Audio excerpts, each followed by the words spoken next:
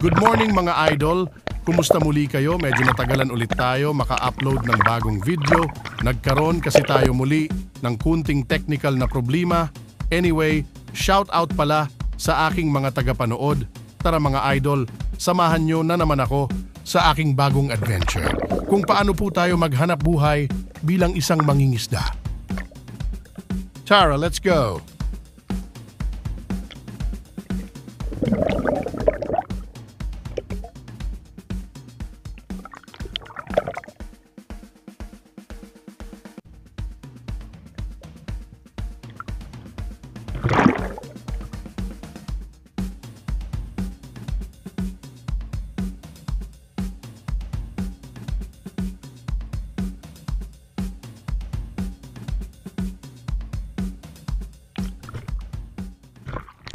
Bali, ito yung una kong spot mga idol. Medyo mababaw lang po ito. So dito look down, shoot down lang po yung style ko dito. At isang mangrove snapper yung nayari ko dito.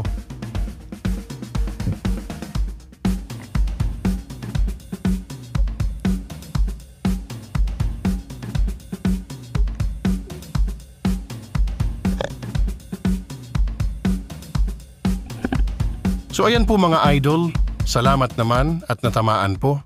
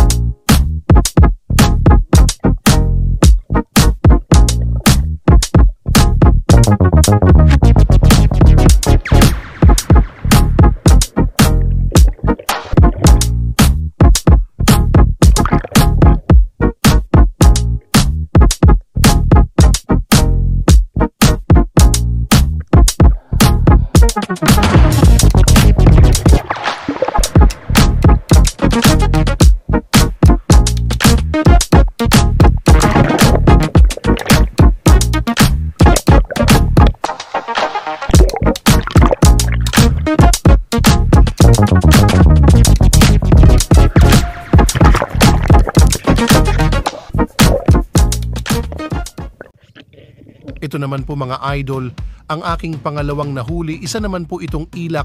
Medyo may kalaliman na ito kasi nakaabante na po ako diyan ng ilang metro.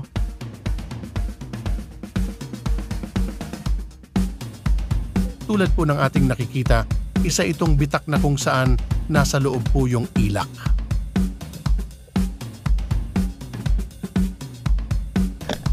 Ayan mga idol, natamaan ko po, medyo good size na po siya.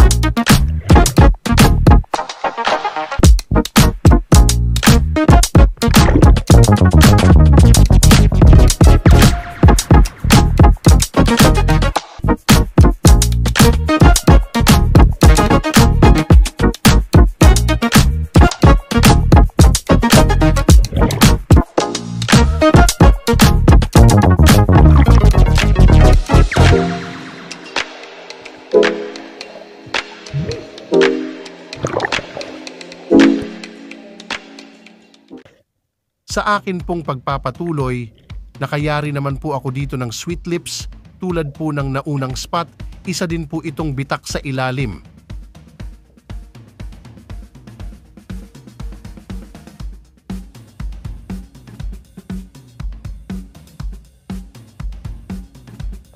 So ayan po mga idol, good size din po itong sweet lips na aking nayari dito.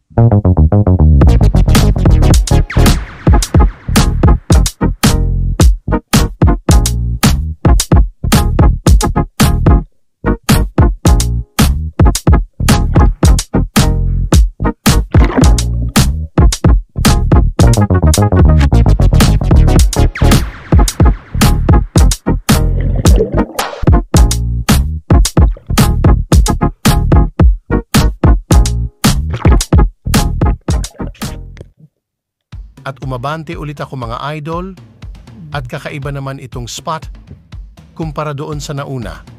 Para kasi itong kuweba sa ilalim. Medyo madilim. At isa namang unicorn fish o surahan yung nayari ko dito.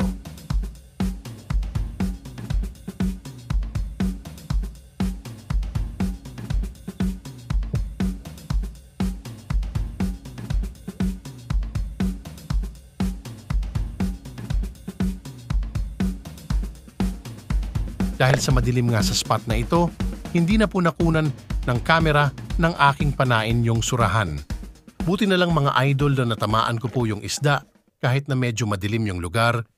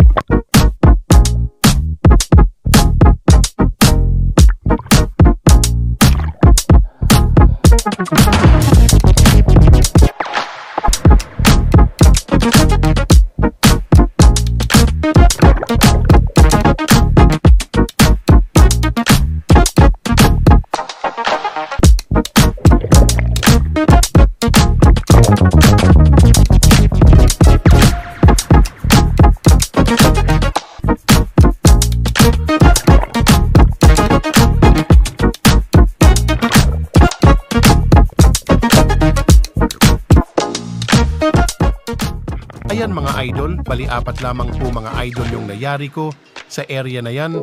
Isang mangrove snapper, isang ilak, isang sweet lips, at isa namang surahan. Hindi po kasi tayo pinalad na makayari ng mga pelagic.